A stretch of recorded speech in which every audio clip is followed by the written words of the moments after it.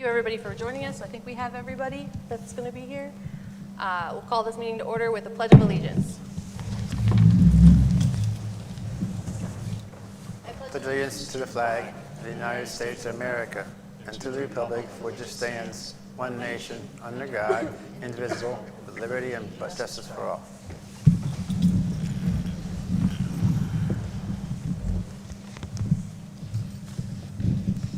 All right. Please let the record show that we held an executive session prior to this meeting for personnel matters related to specific staff. And can we get a roll call? Mrs. Eckert? Here. Mr. Franco? Here. Mrs. Goebel? Here. Dr. O'Sherrick? Here. Dr. Pavola? Here. Mr. Burke? Here. Mr. Farr? Here. Mrs. Arnold? Here. Hold on, someone with the IT security here has me putting in my password again.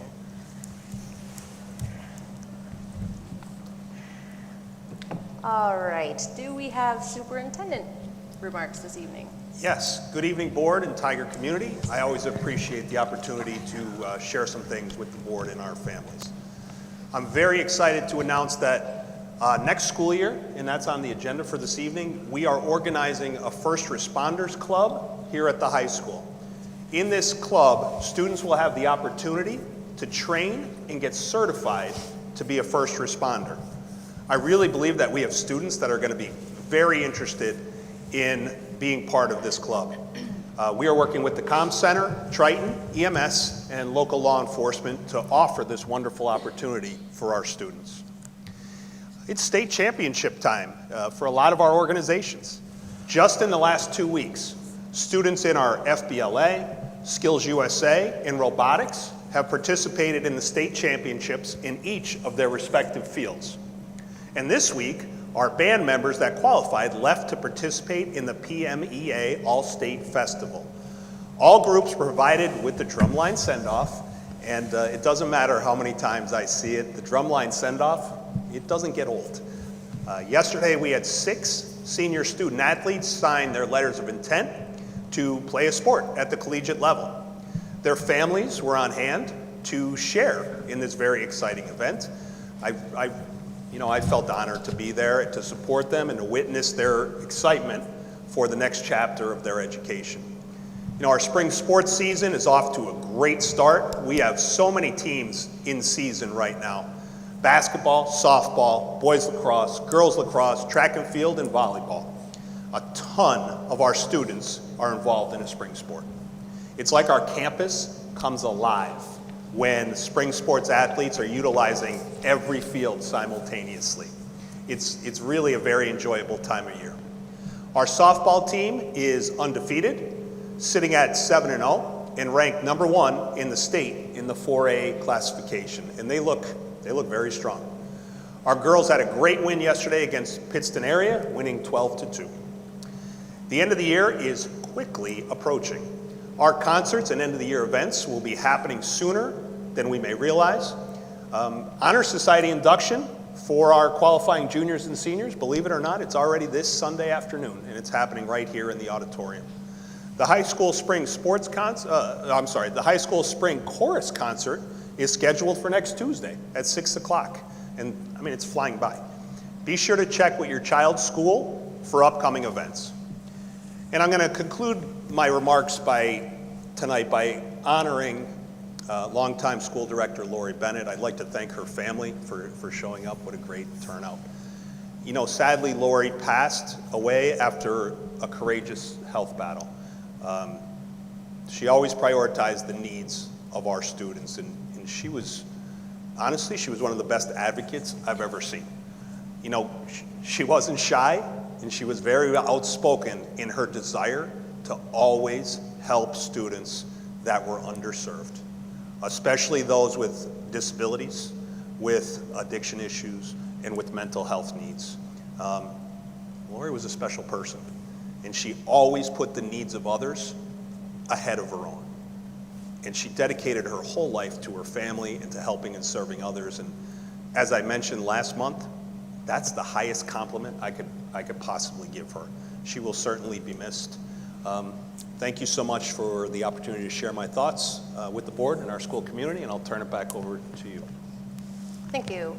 At our last meeting, we had a moment of silence for Lori. We talked about her a little bit, but we are also, because of time crunches, we were putting her replacement in on the board because we had to do so by a certain time because of the election.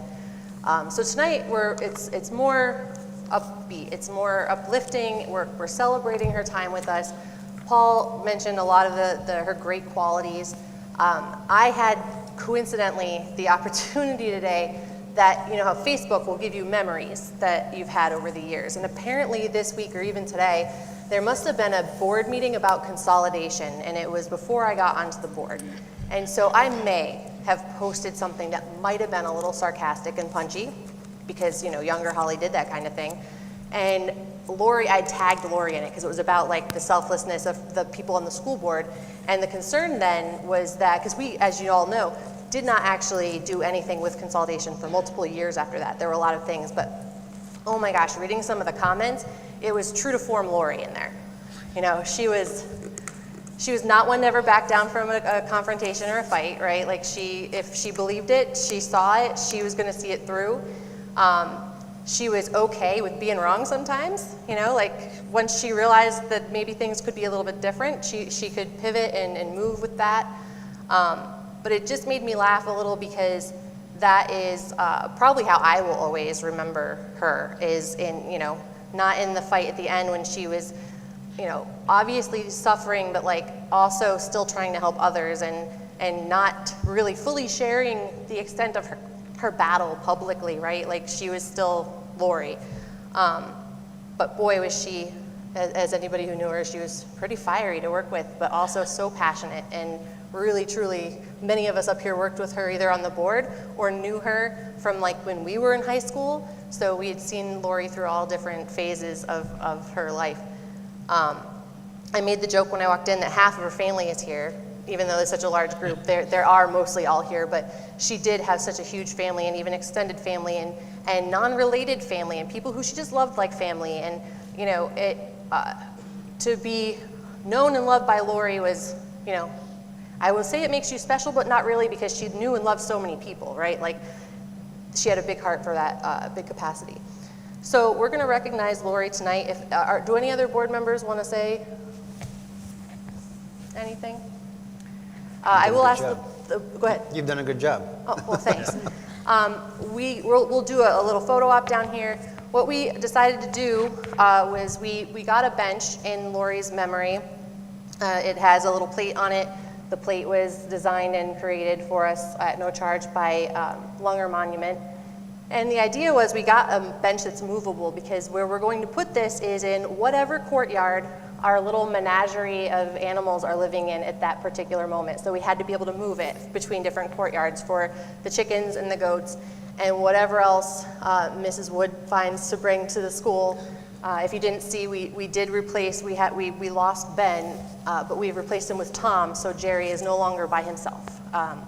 So this bench will move from courtyard to courtyard with our chickens and goats and emu, peacocks, whatever we end up with down the road. For whoever's out there to have some quiet time with the animals. And we also have Lori's director name badge that's got a few years on it, and a card for the family. So whoever from the family and the board, please, we can come down, and Summer, can you grab a picture with Lori's bench?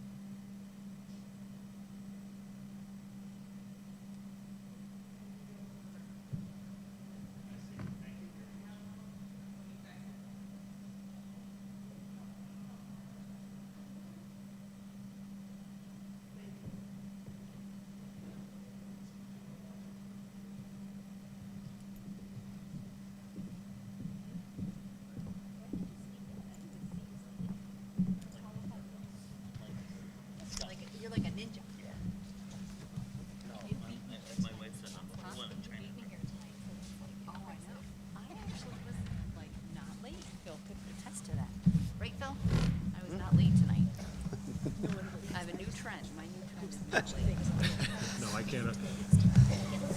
You're much better at that. Thank you again for being here tonight and for sharing your mom and wife and grandma and sister for all these years, for many late nights on the school board, on negotiations or all of the COVID meetings and all of those things. She made a difference, and I guess that's all we could ever hope to do. So she was checking her email right up to the end. All right. Yeah. Okay. So this brings us to the public comment section of the board meeting. The comments at this time, for anybody who's new to board meetings, are only on agenda items. So if it's an item that shows up on the agenda, you get 4 minutes to speak at the podium, state your name, your municipality for the board, and you must be a resident, a staff, a parent, a student, or a otherwise taxpayer of the district to give comment. At the end of the meeting, there will be another public comment section if you're here to speak about something that is not on the agenda.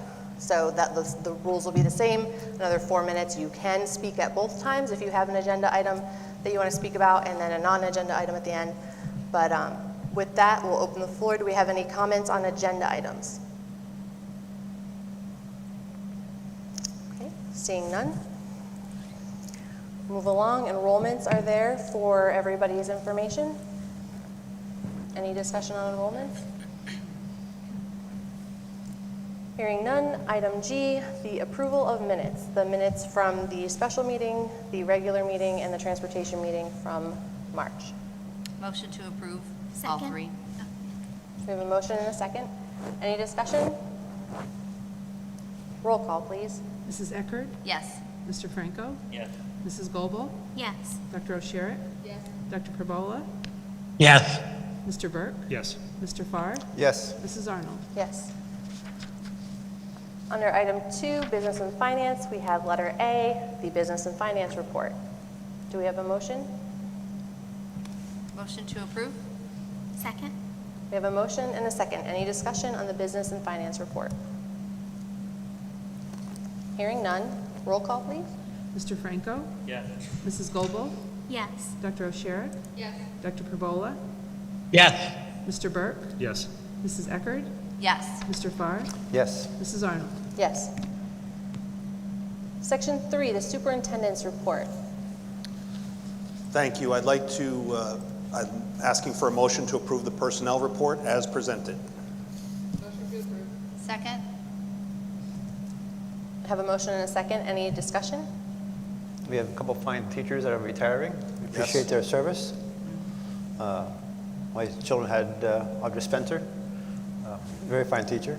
Not as familiar with Mr. Good, but I've never heard a bad thing about him. No, I can tell you that both of my children have really enjoyed Mr. Good's classroom. Yeah, Dr. Good will be missed. Sorry, Dr. Dr. Good. Good. My so, apologies. Yeah, I've gotten an opportunity to spend time with him over the years, and so I think one of my kids had him, and so I don't know whether he's listening, probably not, but he will be missed. I know he was one of the student favorites in the high school, so best wishes to him as he goes forward to his future.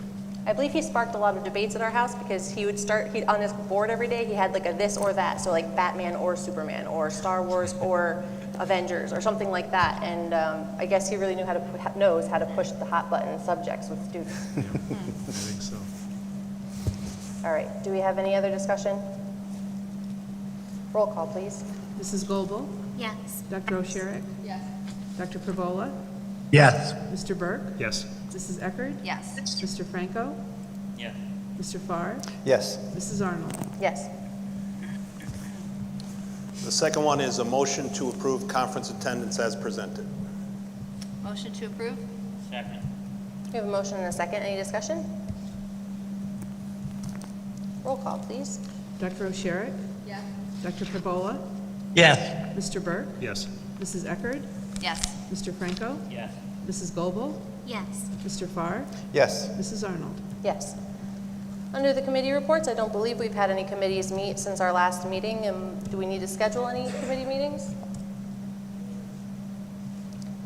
I would refer everybody to take a look with the appointment of the new board member. At the last meeting, there were a couple committee appointments that were shuffled around based on where like the best fit and interests were identified. So just make sure that none of those, I think there was only like one, right? So. All right, under unfinished business, we have the second reading of board policies. It's board policy 103, 103.1, 104, 234, 247, 249, 252, and 824. I would just like to remind the board that these are just legal updates. The ones I want to specifically point out are 103, 103.1, and 104. They were the ones that we had put on a shelf because they were the Title IX. Remember, perhaps like a year ago or a year and a half ago where there was new Title IX regulations that we did not pass. This is now updated to reflect that, that those Title IX regulations have been revoked.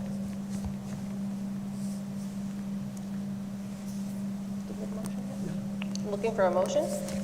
Oh, I thought it was a motion to approve. Second. We have a motion and a second. Any discussion? Roll call, please. Dr. O'Sherrick? Yes. Dr. Perbola? Yes. Mr. Burke? Yes. Mrs. Eckert? Yes. Mr. Franco? Yes. Mrs. Goebel? Yes. Mr. Farr? Yes. Mrs. Arnold? Yes. Under section 6, new business, we have our documents for information purposes, which is the right to know, the TASD visa account, and the summary of this ESS teacher substitute fill rates. Do we have any discussion on any of those items? Hearing none, we'll move along. Item B, out-of-state field trips, 7th grade chorus trip to New York City. Second. We have a motion and a second. Any discussion? Roll call, please. Dr. Perbola? Yes. Mr. Burke? Yes. Mrs. Eckert? Yes. Mr. Franco? Yes. Mrs. Goebel? Yes. Dr. O'Sherrick? Yes. Mr. Farr? Yes. Mrs. Arnold? Yes. It appears they'll be seeing Aladdin. Yes. All right. Item C, the bus and van contracts. Motion to approve? Second. We have a motion and a second. Any discussion? Roll call, please. Mr. Burke? Yes. Mrs. Eckert? Yes. Mr. Franco? Yes. Mrs. Goebel? Yes. Dr. O'Sherrick? Yes. Dr. Perbola? Yes. Mr. Farr? Yes. Mrs. Arnold? Yes. Item D, I'm very excited about this, the approval of the new high school student organization. Motion to approve. Second. We have a motion and a second. Do we have discussion? Hopefully this will lead to increase in first responders. I know most of our ambulance associations and fire companies are in need of additional personnel, particularly the emergency squads. That is actually one of the primary reasons that we're doing this, because we think that potentially this could help serve a community need. Yeah, that's great.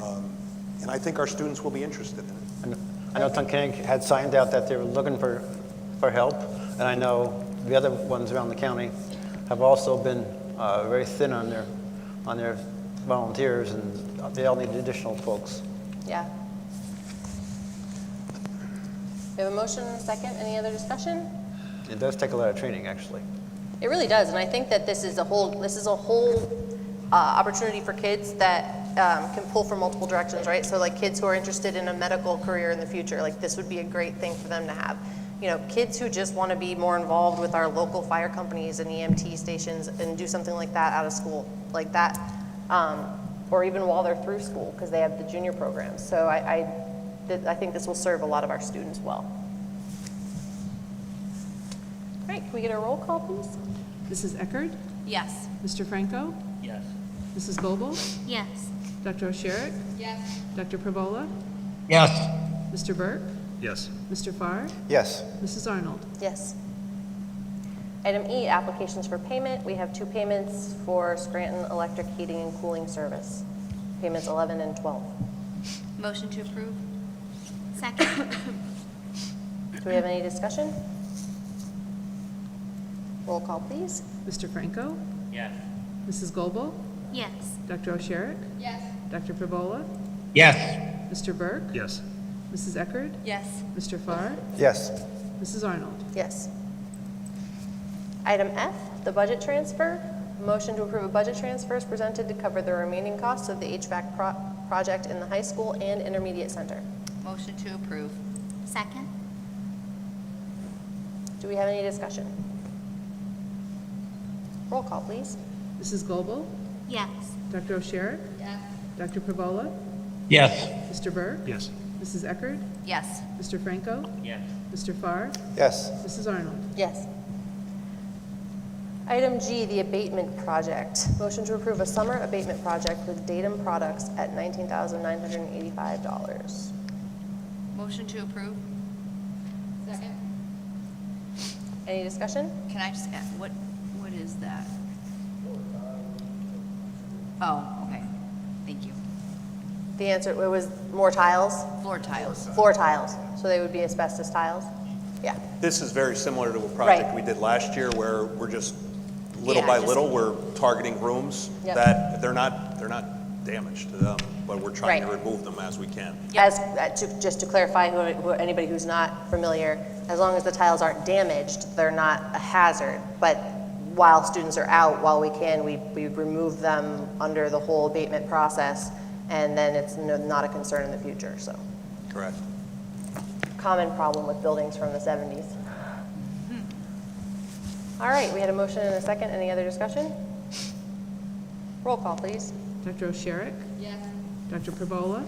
Yes. Mr. Burke? Yes. Mrs. Eckert? Yes. Mr. Franco? Yes. Mrs. Goebel? Yes. Mr. Farr? Yes. Mrs. Arnold? Yes.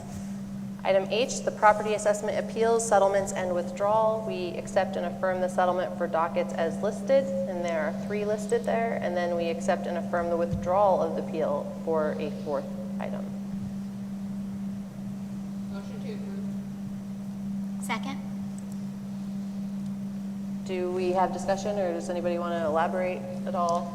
I can elaborate. Okay. One of the properties, there was a massive reduction in market value and assessed value.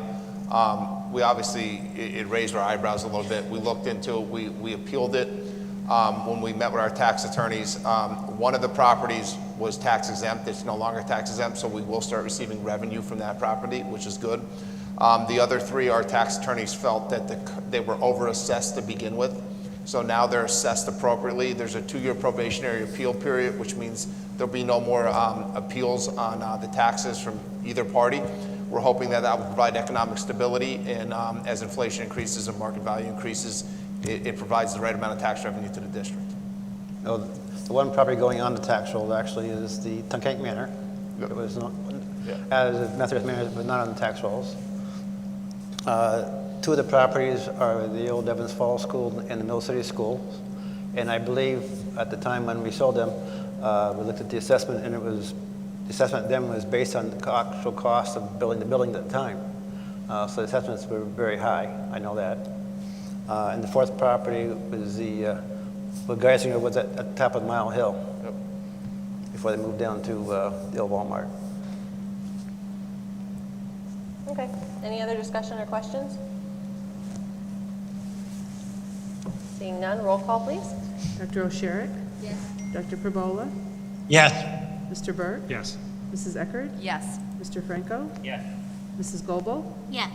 Mr. Farr? Yes. Mrs. Arnold? Yes. Item I, the Burke Center renewal agreement. A motion to approve a 5-year renewal agreement with the Burke Center as presented. Motion to approve. Second. Any discussion? Roll call, please. Dr. Perbola? Yes. Mr. Burke? Yes. Mrs. Eckert? Yes. Mr. Franco? Yes. Mrs. Goebel? Yes. Dr. O'Sherrick? Yes. Mr. Farr? Yes. Mrs. Arnold? Yes. Item J, the approval of student settlement agreement. Motion to approve a settlement agreement with student number 5643963736. Motion to approve. Second. Any discussion? Roll call, please. Mr. Burke? Yes. Mrs. Eckert? Yes. Mr. Franco? Yes. Mrs. Goebel? Yes. Dr. O'Sherrick? Yes. Dr. Perbola? Yes. Mr. Farr? Yes. Mrs. Arnold? Yes. Item K, the renewal of the royalty agreement with Ohio Pile for 1 year as presented. Motion to approve. Second. We have a motion and we have a second. So they're going to continue giving us money for a scholarship. $1,000 scholarship. And this is for the district's logos. Correct. Any other discussion? Roll call, please. Mrs. Eckert? Yes. Mr. Franco? Yes. Mrs. Goebel? Yes. Dr. O'Sherrick? Yes. Dr. Pravola? Yes. Mr. Burke? Yes. Mr. Farr? Yes. Mrs. Arnold? Yes. Just a point, before Mr. Doherty renegotiated these, I think a year ago, we were getting, what, $150 or so? Not even. Not even less than that? It turned out that our school district did not actually own our name. We had to go out and copyright our name, so we own, like Tunkhannock Area School District, we own Tunkhannock Area High School, Tunkhannock Tigers, like, we own that now, so if it's gonna be used somewhere, you know, we have some negotiating power. But yes, we were getting bare bones, minimal, and this is for the clothing that gets sold like at Weiss Market or in another local shop. CVS or like any of the Right. stores. Right. If you look on the top, they say, oh, we're donating back to the school. Yeah, not significantly. But we were able to, you know, they're providing us some money that we use directly as a student scholarship on senior awards night. Yep, that's great. Excellent. Did we vote on that? We voted on that. Okay. All right, so we are on item L, the donation of iPads to the IC and STEM Center by the IC and STEM PTO. Motion to approve? Second? Do we have any discussion? Thank you. Thank you. Yes, thank you. Yeah. Thank you. And this will benefit the art classrooms Correct. in those buildings. All right, roll call, please. Mr. Franco? Yes. Mrs. Goebel? Yes. Dr. O'Sherrick? Yes. Dr. Pravola? Yes. Mr. Burke? Yes. Mrs. Eckert? Yes. Mr. Farr? Yes. Mrs. Arnold? Yes. Item M, the renewal of the Met's culinary management contract for July 1st, 2025 through June 30th, 2026 for a guaranteed profit of $433,071.93. Motion. Go ahead. Motion to approve? Second? Any discussion? That guaranteed profit cannot be used in the general fund, just in notation. So it's not going to help with any kind of budget deficit. No, you can't take that money and transfer it anywhere else. It can only be in the CAF account. We did go from averaging around a $200K loss annually to now a $400,000+ guaranteed profit. I don't have anything negative to say about Mets. Our partnership with them has been fantastic. The kids like the food. You know, we still have a guaranteed profit over $400K that we can put back into the cafeteria for the children. So it's all been nothing but great. It feels like they've been a very good partner with the school as well. I know just even from my perspective as like the booster mom for the volleyball team, I had reached out to the office and said, hey, can I buy pizza from you to sell in our concession stand? And I get these 3 huge pizzas, and one of them is a specialty pizza, like for less than I'd get anywhere else. And then I just cook them in the concession stand, and they're very tasty. I mean, Yeah. we even had full-grown adults eating dill pickle pizza who I think probably wouldn't have done that before. But that is a hot seller in our cafeteria, it seems. So, yeah, I feel like they've been a good partner with the school from my experience. Yeah. Can the money only go to like cafeterias and food service or like the infrastructure too? So if you're doing capital, they just changed the rules on capital and stuff, but you need approval to do any capital. We're still looking at potentially maybe putting HVAC into the cooking areas, things like that. But the money can go back to vending machines or refrigerators or seating, but it has to go into that location. Equipment upgrades. Equipment upgrades, yeah. And it's not split by building, right? It's $400,000 that we would Total. use in any of those buildings if we needed Any to. of the buildings, yep, as long as it's in the cafeteria. But it seems like this was a real success story, so thank you very much to the administration. I think, Chuck, you headed that whole thing up. you And did so, very nice work, because I get feedback about the food quality and stuff, and so it's really impressive work, so thank you. Thank you. Like Dr. Suplan said, previously it was costing us about $250,000 a year that we had to put into the cafeteria fund. So that's a savings to the general fund every year.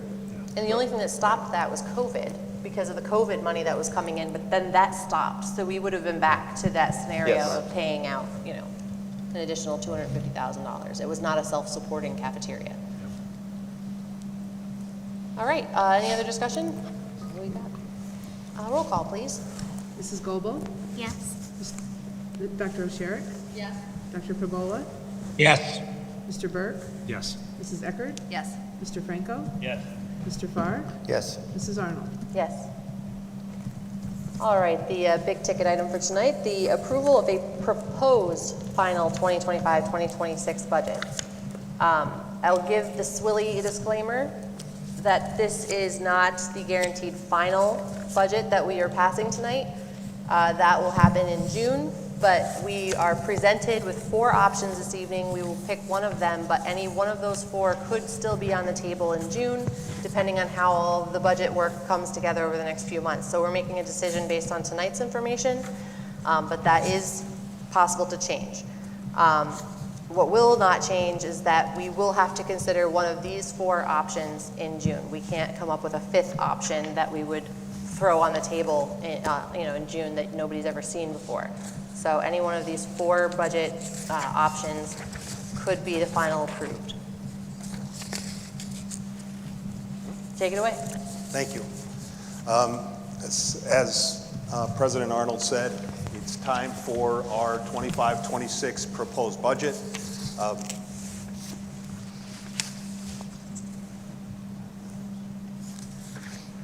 There's the timeline that the state asks to follow. So tonight is April 10th. We're going to propose a proposed final budget. At the next board meeting, I will provide an update. Right now, it's very difficult to lock down all expenses and potential savings moving into next year because there's a lot of staffing decisions being made right now at this time of year. So on May 15th at the next board meeting, I will highlight basically the changes that we're working on or any potential savings or anything that may affect the final budget. May 31st, PDE says that you have to have your proposed budget adoption by that point. We're actually going to hopefully have one tonight. And then on June 19th, hopefully, the board will approve a final budget for the 25-26 school year. And the date we have to have a budget in place by next school year is June 30th.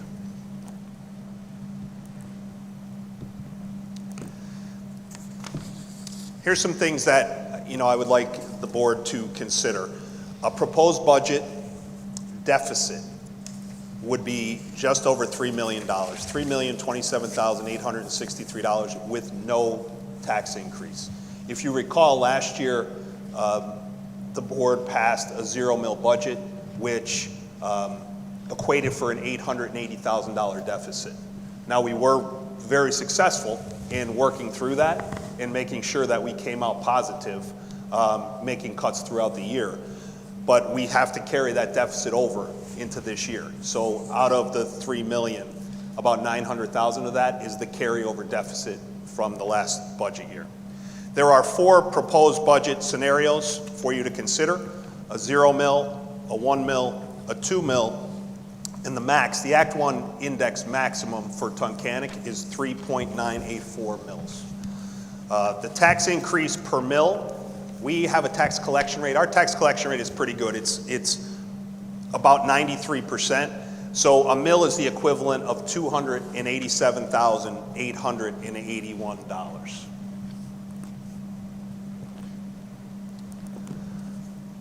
Here's our fixed expenses versus our revenue. Our wages account for 41% of the entire budget. And these are fixed. There's nothing we can do with those. That's over $22 million. Our benefits, and there's a huge healthcare jump this year in cost.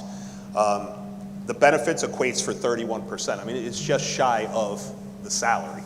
The benefits with healthcare, with Social Security, with the tuition reimbursement, with PACERS. PACERS increased again this year to the tune of about $250,000. And we have no choice but to pay that. Paul, what percentage of the payroll is the PACERS now? It's just over 34%. It's 34 point something. I don't know off the top of my Round head. figure is close enough. Yeah, it's 34. It's So very- it's very essentially, large. it's essentially, the way I think of it, it's like a third of every dollar. And goes to we have no ACES. choice in that. That comes from Harrisburg. That has, we cannot deviate from that.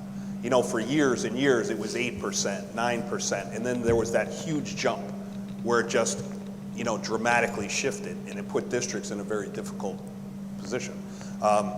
So just between salary and benefits, that's going to make up 72% of this budget. Our debt service actually went down this year, which I'm very proud of. Our debt service dropped about $300,000. Our bond rating went up. So, you know, we're in a very advantageous position should we have to borrow for any potential capital at some point. Our bond rating actually increased. Our transportation cost is about, 7% at $3.49 million. And our utilities equate for about 2%. It's over $1 million for utilities. And this is why we initially started talking about a potential solar project, which we will still have to discuss, you know, in the coming months when the feasibility study is done, if that's still viable. But this is exactly why we undertook a potential solar project, not to be green, not to, for any other reason, that we're spending $1 million on essentially fuel oil and electricity. And it's not gonna go down, right? It's only gonna increase and go up. So that equates to a budget that we're working on, that 83% of it it's gonna be fixed, right? So if cuts are gonna be made, it's in the other 17%. So that equates to just over $44 million. Here's the good news. Here's the good news. We're pretty good at saving. And I don't say that to sound like, you know, we're doing anything miraculous, but we watch every dollar that leaves this school district. We watch it extremely closely. You know, prior to my arrival, 1920, the fund balance was $5.6 million. And at the end of last school year, it was 13.9. And, you know, we're projecting a fund balance of about, at the end of the year, of about $14.4 million. And we have that earmarked for future capital needs. That could be changed, right? That's board discretion. But that could be changed. But when I look at our school district, I see two buildings that are approximately 50 years old that we're going to have to make some significant investments in at some point in the relatively near future. Now, our buildings are in good shape, but to say they're not going to need some upgrades is just not realistic. So currently we have that earmarked. I'm very proud of how we operate. I sign every single purchase order request myself. I want to see every single thing, even if it's, you know, 10 boxes of crayons, I'm signing that because I want to see where the money is going and what's going, you know, out the door. And I do say no to things. I mean, these have to be things being purchased that are going to benefit our students and benefit our school district. So I'm very happy that with, you know, a $900,000 deficit budget last year, essentially we are projected to not spend 1.4. So instead of a $900,000 deficit, we think we're going to come out about 400 to the good from this this budget cycle. So I'm proud of that. It puts us in a strong position. My fear with the fund balance is if we use that to start paying daily operating expenses, it'll be gone very quickly. It'll be gone very, very quickly. I mean, you could see with salaries, you know, of about $22 million, you know, every payroll cycle, we're about $1 million. You know, so that money could go very quickly. And when you factor in benefits, I mean, we could be close to, you know, $1.8, $1.7 million in a payroll cycle. So that would disappear very quickly if that's how we're going to start utilizing that fund balance. I think it's also worth mentioning that that fund balance, besides being important to have for the actual capital improvements and things that we need, that is a big part of our credit rating score. So if we do have to borrow money and we are not maintaining an accurate fund balance, the school district's credit rating will go down and it will cost us more money to borrow when we need to for, you know, unforeseen emergencies or anything that would come up out of that. So Correct. right now we have a good credit rating. I don't know what it is, but It's like double A, okay. And to Paul's point about the age of the buildings, the primary center has single pane windows. It does. And Which, I mean, nobody we've in done their an right mind would assessment. dream of We've doing done an that today. assessment on the primary center, and I like to think of projects, capital projects, as like a 25-year walk away, right? So if we're going to renovate a building, it's got to be something that, if we put the money into it, we're going to walk away for, essentially 25 years with no other major upgrades. And we know that primary center, what we'd be looking at is windows and HVAC and, ADA. When you start making significant changes, you have to make sure everything complies with ADA. So there'd be ADA changes. So there's lots, but we think that number's about 10.5 or $11 million. We did an assessment on it. With our debt service dropping, with our bond, with our better bond rating, and with significant money potentially to go towards that's becoming feasible, that we can do something like that. I mean, the high school would be a whole different scenario. I would imagine that the high school would be, 4 times that amount. HVAC alone would be significantly expensive in a building of this size. And both of those, high school and the primary center, are all electric.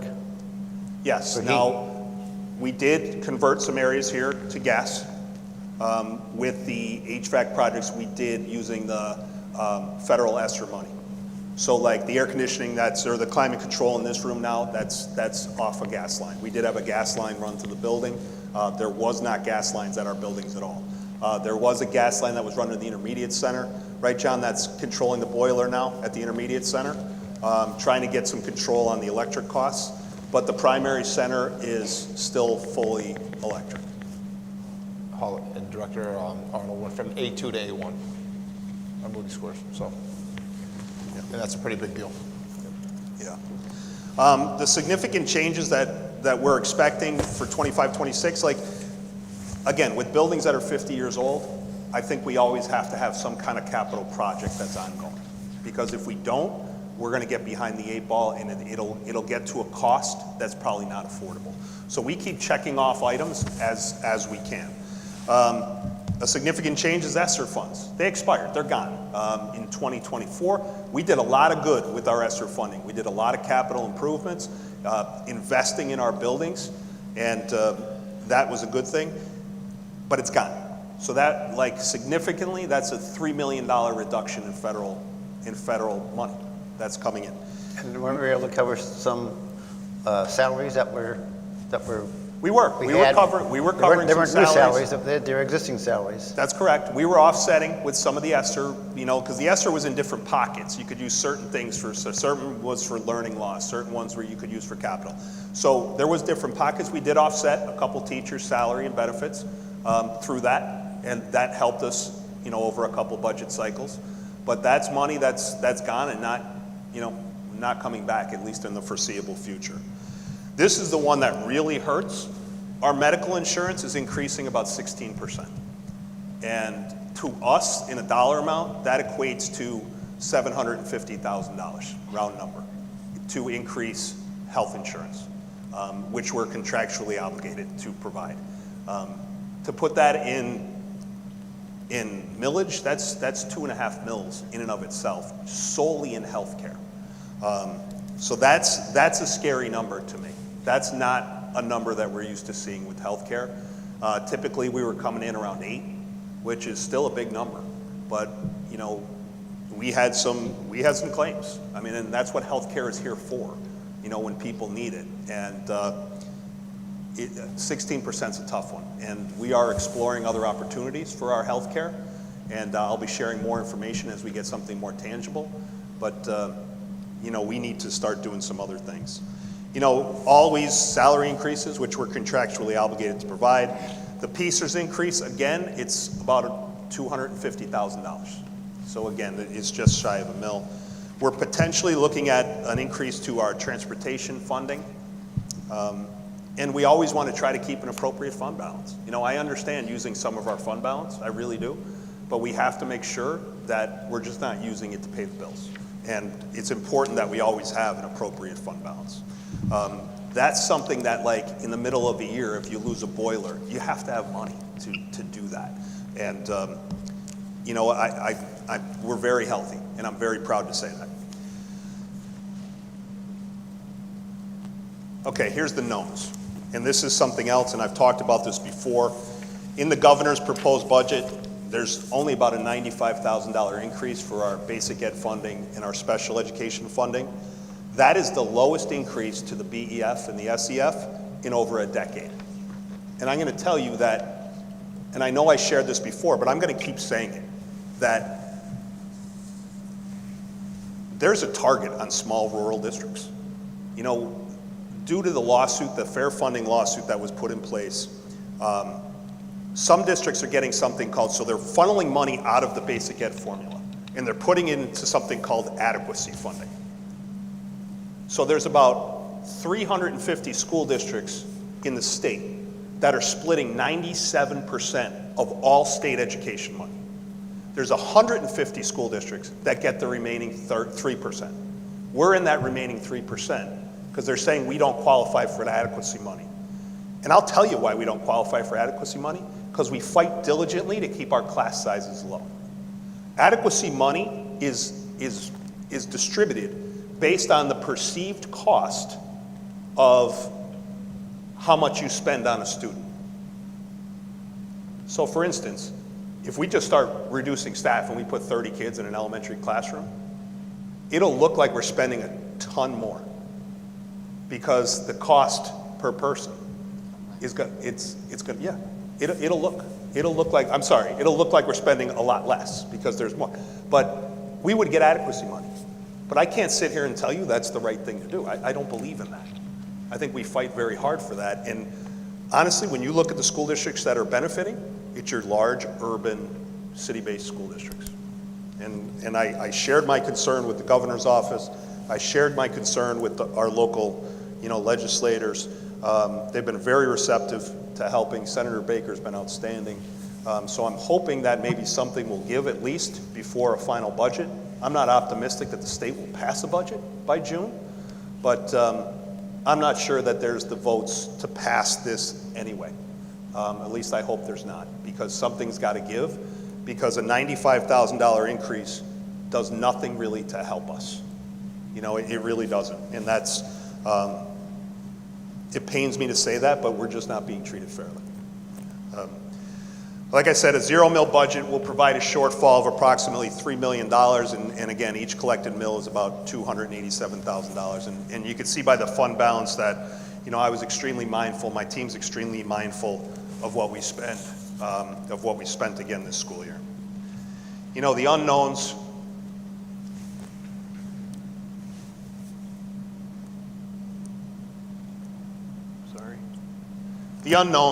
the first one, and it's probably, I know I printed them for the board because, we have a bad angle at the screen, but I added one. The first unknown I'm going to talk about is cyber charter tuition relief. Cyber charter tuition is completely different for every school district, even if the cyber charter school and the grade level and the programming is exactly the same. So for instance, for a general education student that attends cyber charter from Tunkhannock, it costs $17,000 per student. Now that same program for like an Elk Lake student might cost $14,000. For Montrose, it might cost $15,000. For Scranton, it might cost $12,000. It's totally different. It's based solely on budgets of school districts. A special education student that attends from our school district, I want to say we're about $34,000. Christine, am I correct? Yeah, so we pay about $34,000 for a special education student to attend a cyber charter. Now cyber charter schools are funded directly with local taxpayer dollars. They don't get any state money. It's coming directly from local taxpayers. And right now, about 13% of our millage that we collect goes to educate 120 students. So we are paying a significant portion to cyber charters. And the cyber charter schools in Pennsylvania have over $500 million in a fund balance. Like, Something's got to give. So it's proposed that there's cyber charter relief not saying to eliminate cyber charter, and I'm not advocating for that. I'm not saying that. Some students benefit from that. But there should be a flat tuition for the program. And what's proposed is for a general education student, proposed at the state level, the general education student would be $8,000, and a special education student would be relative to that based on the specific disability. But it would be the same across the board. Our projected savings from that would be over $800,000. You know, that's significant, and that's in the proposed budget at the state. I'm not sure that'll pass. I'm hopeful that we will get some sort of cyber charter relief, because quite frankly, getting $95,000 does not put us in any kind of strong position. And we budget over $3 million a year for cyber charter for 120 students. We also don't right now know the status of federal revenue cuts. That's been discussed widely. Specifically, our Title funding, Title I funding is major. That's for our students that need Title I funding. Primarily supports our struggling readers. That's for our reading specialists that work with kids that are struggling with literacy. That's how their salaries get offset through Title I funding. That could be cut, that could be reallocated. My fear is that if it remains in place, and it could, I'm not saying it's not, but it's just the fear of the unknown at this point. My fear is, though, if it gets sent to the states to manage, that the state of Pennsylvania will decide to put that through the adequacy formula instead of giving us, historically what we've gotten. Like, we're offsetting 4 salaries in benefit packages through Title I. That's significant. IDEA, which is special education funding, that comes, from the federal government. I don't foresee that being cut, but at this point, I don't know the answer to that. Now, there are some other title programs. Title II is like professional development money. Right now, I don't see any Title II money proposed. So, like, for instance, when you see the conferences that are listed, the majority of those come out of Title II, right? So you're approving conferences, that's not coming out of our general fund. That's coming out of Title II money, because that's what you have to use it for. You have to use it for professional development. There currently, in the next budget, federal budget, there is no Title II money. Title III money is what supports English as a second language learning. We don't get much. We have a very small population, but we don't get much funding from Title III. But at the federal level, Title III management has been reduced to 1 person in the nation. So I'm assuming that Title III is also going to probably be cut. Now that, like I said, that doesn't provide a significant deficit to us. And Title IV, we're good with Title IV. So I don't foresee that, but that's my concern with federal revenue. Just the unknown. Really what it says, it's just an unknown. We don't know yet what positions may possibly be eliminated through attrition. I think my team and I have been very efficient at making sure that we are staffed appropriate. Our staff reduction in the last 3 years has been steadily declining with our enrollment steadily declining. One thing we still don't know is the viability of the solar project. For everybody that knows, our solar project was about a proposed $10 million project that would offset all of our electricity. However, at the time, there was a federal rebate for nonprofits that would have provided us with $4.5 million back. That has since been put on hold. We were also eligible for a state grant of about $1.2 million that we felt pretty confident that we would have a real good shot at getting, which would leave us with with the ability, with the proper fund balance, to pay off the rest and immediately save $1 million a year. That is not, right now, we don't know the future of that. So we will be discussing that in the next few months. The inflation rate, that significantly impacts everybody's costs, not just ours, and any kind of future capital needs that might come up. This next slide, it might be a little tough to read, but I just wanted to share this with the board. Essentially, over the last 7 years, not counting our proposed year. But over the last 7 years, we've increased taxes about 10.7%, and inflation at the same point has been at 28.2% over the same time. Now that's coming directly from the U.S. Bureau of Labor Statistics. We've been relatively flat. I mean, our spending has not really jumped.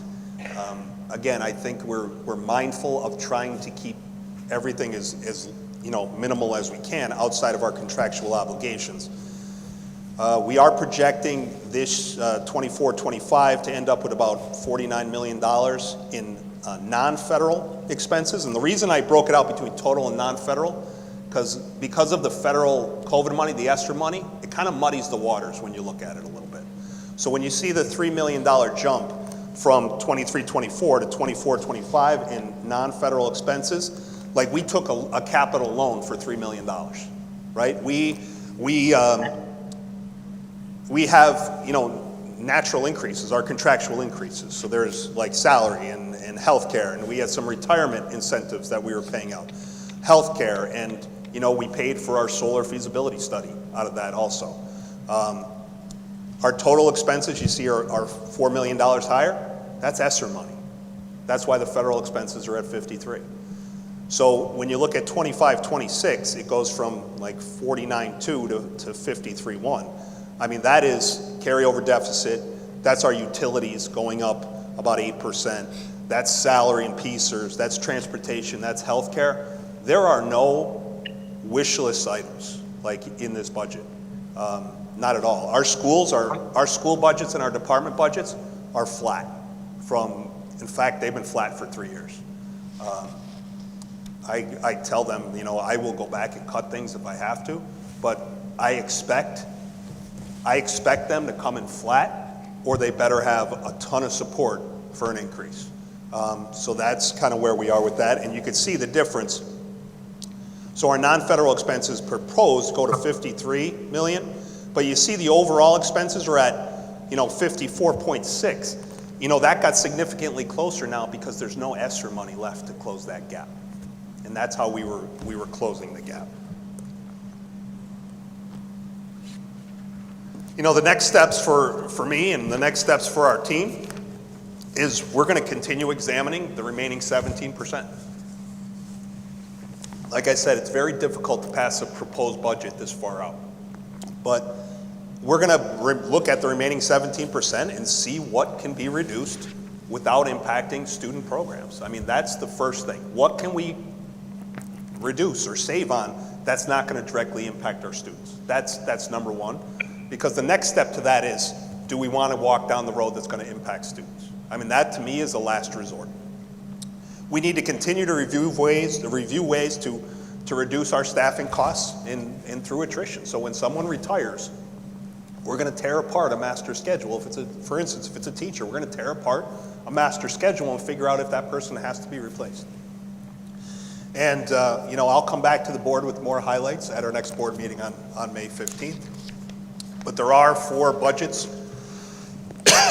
excuse me, for your consideration: a 0 mil, a 1 mil, a 2 mil, and again the 3.984, which I would ask that you kindly pass one of them tonight, so we could be in compliance with PDE requirements.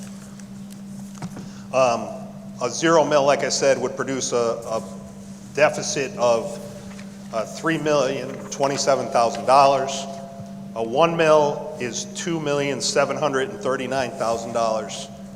A 2 mil is $2.452 million, and a 3.984 mil would equate to $1.88 million. Thank you.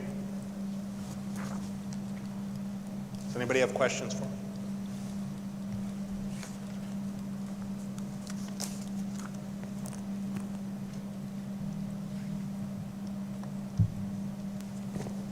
Do you want me to make a motion? Well, I'm looking to my fellow board. Does somebody want to make a motion? We don't have to approve that one, but a motion in a second will open the discussion. Don't everybody jump in at one time.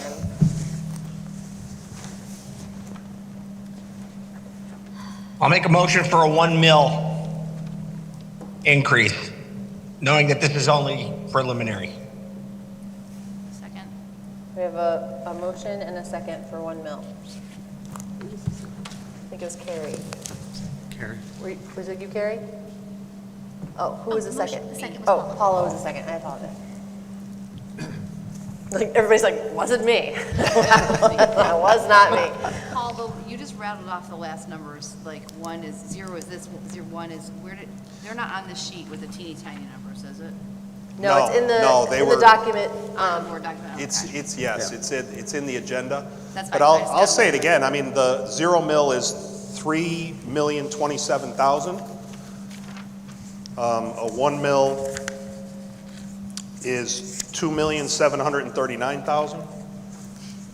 A 2 mil, I'm sorry, that. 2.4. I'm sorry. Yeah, it was 2.4, I'm sorry, I skipped right over it. And the last one was 1.8. 2.452, and the last one is 1.88 million deficit. Oh, I see, yeah. So we've got We have motion. we have a motion and a second. So, Paul, I just want to ask a couple of questions here.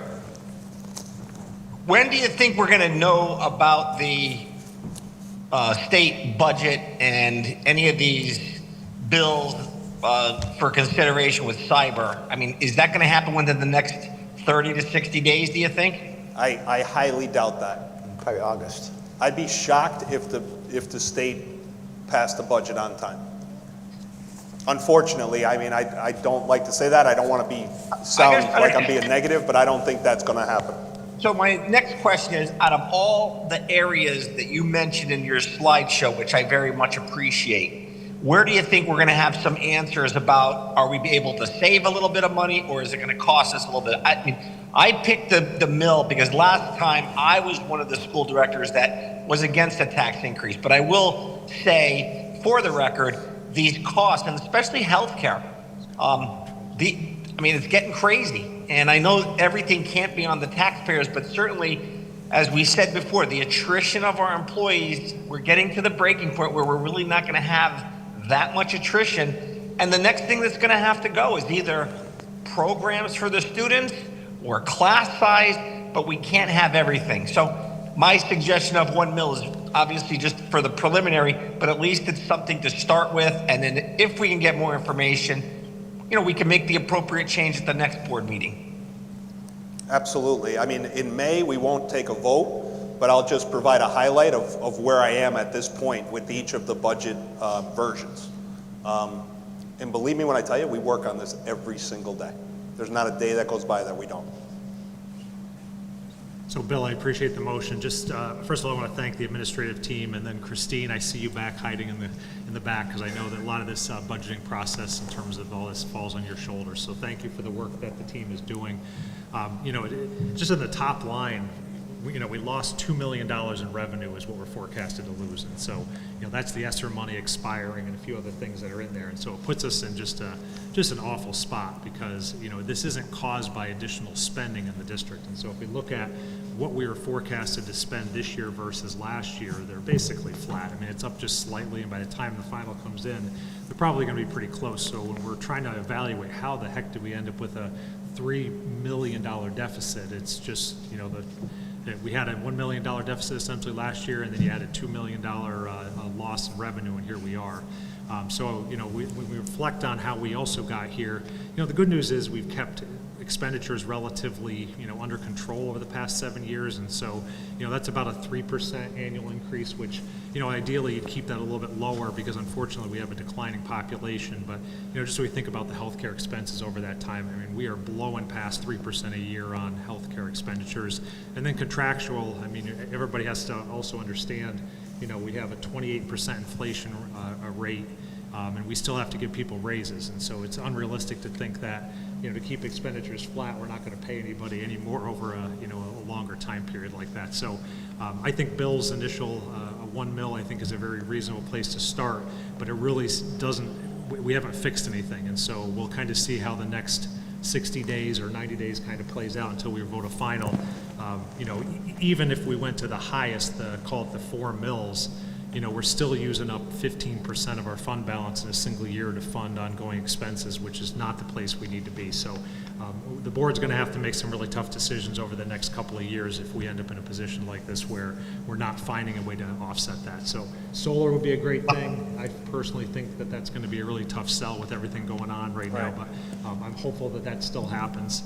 But anyway, those are my thoughts on it. This is a preliminary budget, but we do need to understand that we have a certain amount of money coming in and a certain amount going out, and you just can't continue to cut the remaining 17%. So we'll have to look at the contracts that are up and coming and try to do the best we can, but losing $2 million in revenue really stinks. A 1 mil increase equates to a 1.2% increase. Yeah, so it's still half of what the inflation rate is. Just for perspective, at $2 million less in revenue, we lost 7 mils. So it's basically twice what we can possibly raise as the revenue we lost.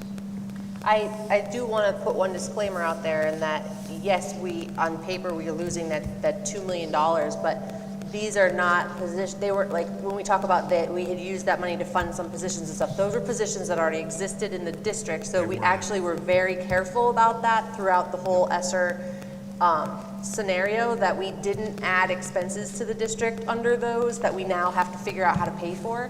Part of, I believe, my understanding is that part of the reason we were allowed to, able to get to our fund balance being in a more healthy position than it was prior to COVID was because we were, is it supplanting the word I'm looking for, like where we were taking and paying some expenses we already had with that money rather than bringing on new expenses. So we're just taking those expenses back now after a relief from them for a couple of years. So because of that, this isn't a bigger problem than it could have been if our board and administration had just been on a spending spree of let's add all these new positions, let's add all these new things, and now we have to figure out how to pay for them now that the money's dried up. Yeah, I say it every year. No matter what is decided, I will come in under the budget. I will come in under.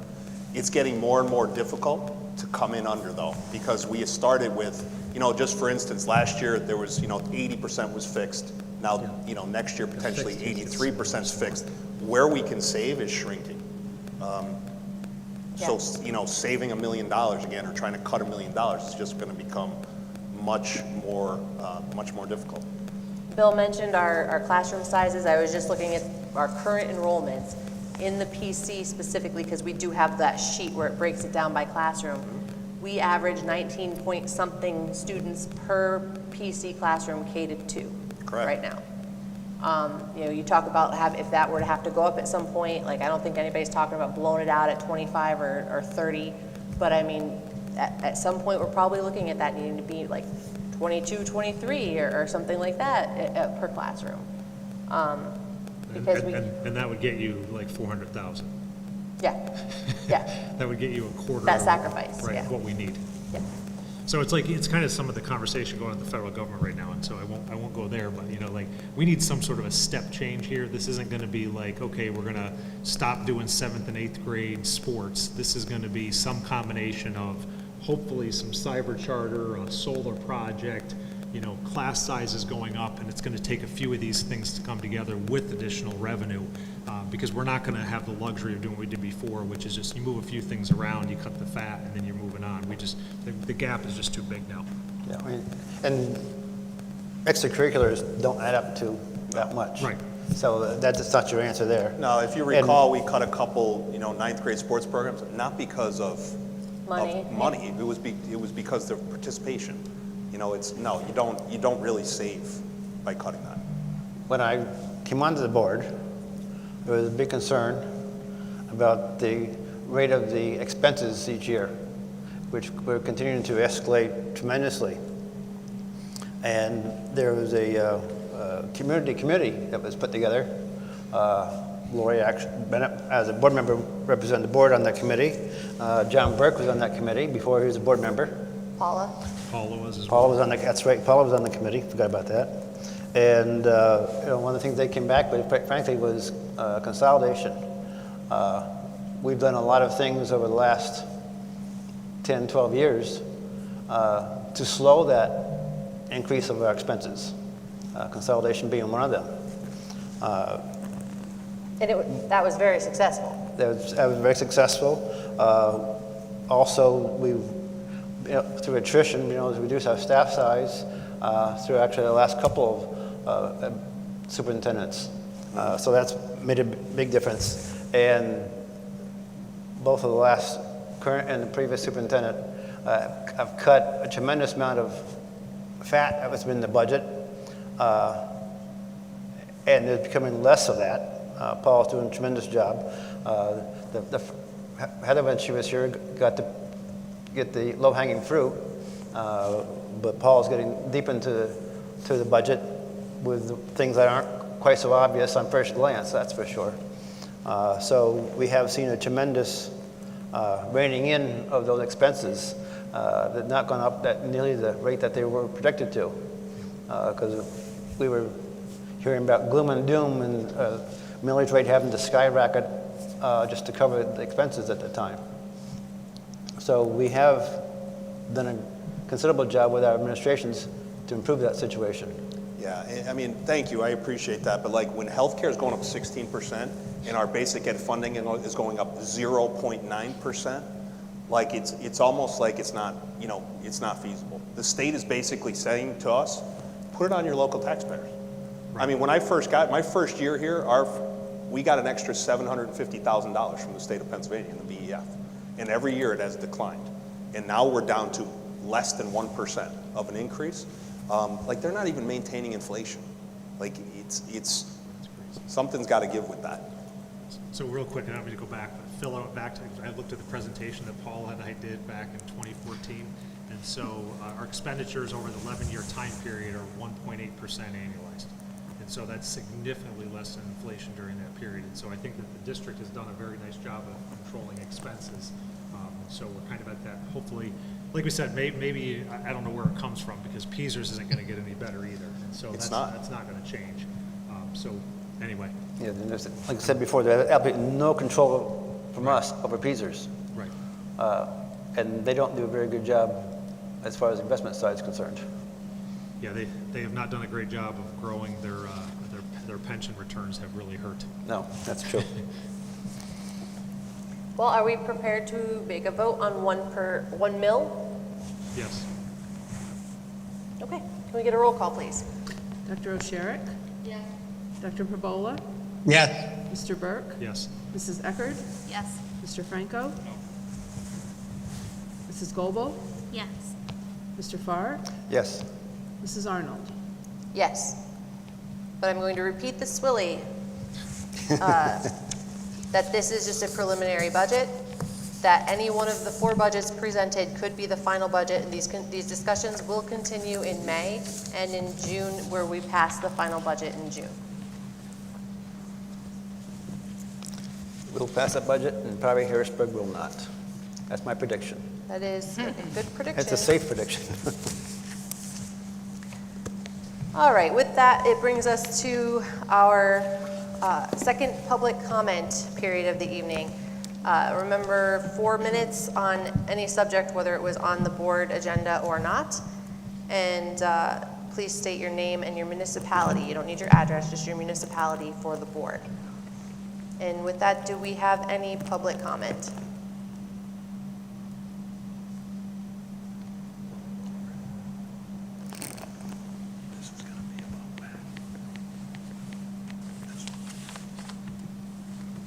Evening, everybody. Michael Lacey from Washington Township. And I just want to, just kind of off topic, I got a real blessing throughout the few years to build a relationship with Lori Bennett and her family, and just outstanding people, they really are. And, no insult to the rest of the board members up here, but I have to tell you, she was my favorite. So she was a real spunky thing and a huge heart. So we'll just start with that. Second, quick question, which I wasn't. Since our population is shrinking in the school district, is there any possibility or thought of closing down one of the buildings and combining middle school with high school, or the grade school with middle school? Is there any possibility of that and lowering our expenses and not having to heat it to maximum capacity, maybe not worry about as much maintenance? That's just, I don't expect any comment on that, but I was just wondering if that's anything that has been considered. Secondly, of course, we have all the drama here in Tunkhannock School District, back in February, and then, of course, last night. And one of the things I want to make really clear here from what happened yesterday, and I hear all these rumors he's going to be fired, I don't think that's necessary. I think teachers are under a lot of stress here because there's a lot of kids that really, quite honestly, seem to be a little bit out of control. On the other hand, we have to set a higher standard to be able to control those things. And one of the things that goes to Mr. Doherty, last year in April, you had April 8th, I think it was a career day. And one of the interesting things is I had a mom approach me, and she said, I went to it. She said, I saw some of the young ladies there. She said, I thought I was at a Victoria's Secret runway model show. So and why do I bring that up? I bring that up because is this the standard that we're allowing for our children? So my fear is that part of the drama that we've been undertaking is the fact that maybe we're not using the tools that are given to us to make sure that our kids have a proper dress code. There's a book, and I'll just throw it out there, it's called Dress for Success. And it's really important that we tell our children and educate them that if you want to be successful in life, there's certain standards we have to follow. And I'm just not sure those standards are being shared with our students, because education is huge. One of the things is making our parents be responsible for their children's behavior. I don't know the laws you have to follow. But so I'm here with a positive message that let's work with the students. Let's work with the parents. Let's work with the teachers. And I understand, and Mr. Arnold, you made a comment that was my behavior several years ago. And I think we can all attest to that as we mature and hopefully gain some wisdom, that our behavior changes with that. And with that, and again, I don't think there's a person in Tunkhannock hasn't seen the video from last night. And I understand your principal's frustration. And I also understand the child. He may have been felt that maybe he was being overwhelmed, and I don't know the history of these children. I don't know the history of your teachers. What I would love to see is something where, perhaps yesterday's incident that, maybe there's a public apology, maybe there's some, little supervision going through there. Certainly termination is not one of those, and I don't think we should ever consider that. But I would love to see Mr. Doherty and the board to take this horse by the reins and start making our children understand that there are consequences to the behavior, as there are consequences to our educators' behavior as well. But and this is a question I'll throw out there, what tools can we use for children who are unruly? And what is out there for us to do? Is that my 4 minutes? I don't want to go over that. Finish your thought, but So I don't, what is it there? Because if we're not disciplining these students, making them cohere to the rules that we have, then they get out as adults and they do the same thing. And and I'm not afraid to say that maybe some of our parents have to be held responsible. Maybe if there's a fine given, that they're responsible for paying, because this is a multifaceted situation, and I don't know that I would want your job. But I'm just wondering what we could do on a positive thing to start communicating to that we're all responsible for raising our children, that the school board is responsible for making sure rules are followed. Mr. Doherty is making sure those rules are followed. And what are those rules? And making sure that our parents and our students realize that there'll be consequences if you're unruly, so that we don't have our educators being so frustrated and we see more episodes that occurred in February and see occurred in last night. So those are my comments, and I appreciate you listening to me. Thank you, Mr. Lacy. Thank you. Do we have any other public comment?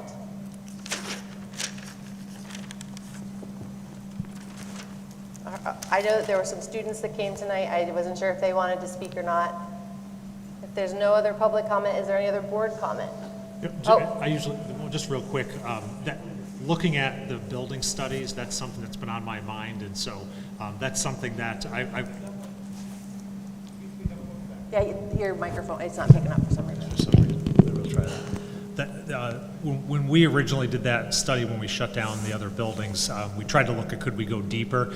We're not at that point yet from an enrollment perspective, but that's been on my mind. You know, unfortunately, we are seeing enrollments drop 60 to 80 kids a year, and it's pretty consistent. And so, you know, if that continues for a few years, that may be on the table. We're just not there yet, but believe me, that's sort of one of those breakthrough savings that I was talking about if you change the structure of the building. So appreciate the comment, and that'll be on our radar. I also really appreciate that comment. Mr. Lacy, I agree with almost everything you said. But the comment about the buildings, believe it or not, I was just talking to somebody on my team about that the other day. Like, how much longer before before can we be in a school? Right. And Because we like already, the only people that are at the administration building are, there's this 10 drop people. in students has been happening since the 90s. The 90s we peaked, and it's been dropping that 60 to 80 or so every single year without fail, pretty much. But to your point, we no longer have students in the lower floor of like that 7th grade academy building. We don't use that for students anymore. So like, there's not an administrator in that building. There's not anything, well, I mean, there are administrators in that building on the 2nd floor, but there's not an administrator assigned to that program anymore. Just IT. Yeah, IT. And Summer uses one of those offices, but like. Right, but there's no students in those classrooms anymore because we don't have enough students to have them in there. So When if we you first look- consolidated, every classroom was full in every building, and we were, I believe we have teachers that would tell us that we were actually cramming people in places, you know, like music teachers in the PC might not have had a dedicated classroom. Maybe they were teaching in the multipurpose room with their piano that was being rolled around the building, and it wasn't ideal. You know, we've lost since then. It's funny because, like, I don't want to put money into the admin building. Right. So, like, I drive John Shapolsky, who's our director of facilities. I drive him nuts. He's like, "You got to do some things." And I was like, "John, I don't want it there." Like, I think our administrators want to be in the student buildings, right? Eventually, somewhere. Yes. Yeah.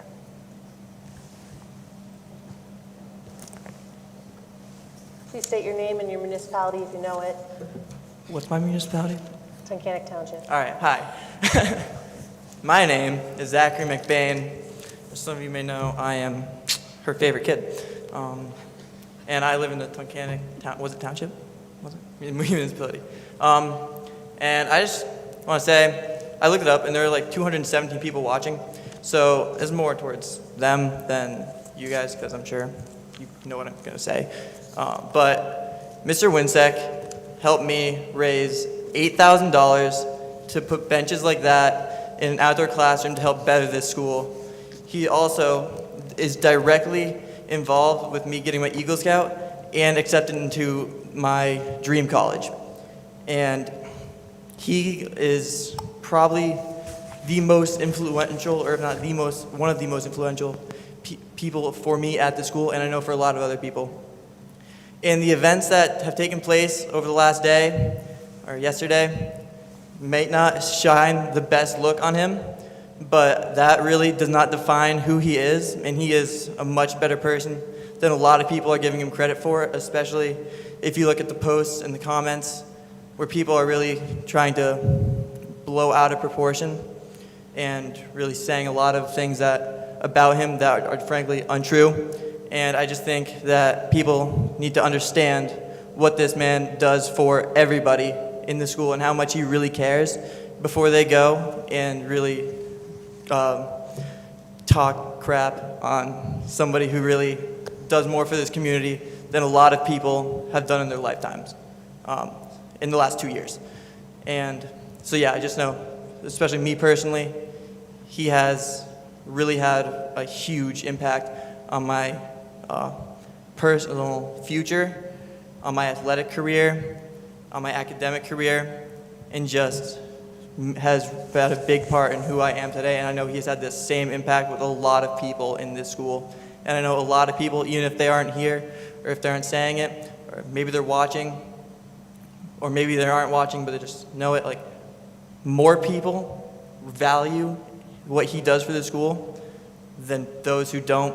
And everybody who's saying otherwise don't really have the experience to back up what they're saying. So just wanted to give my 2 cents. Thank you. Are you speaking for the rest of the students too? Absolutely. Thank you.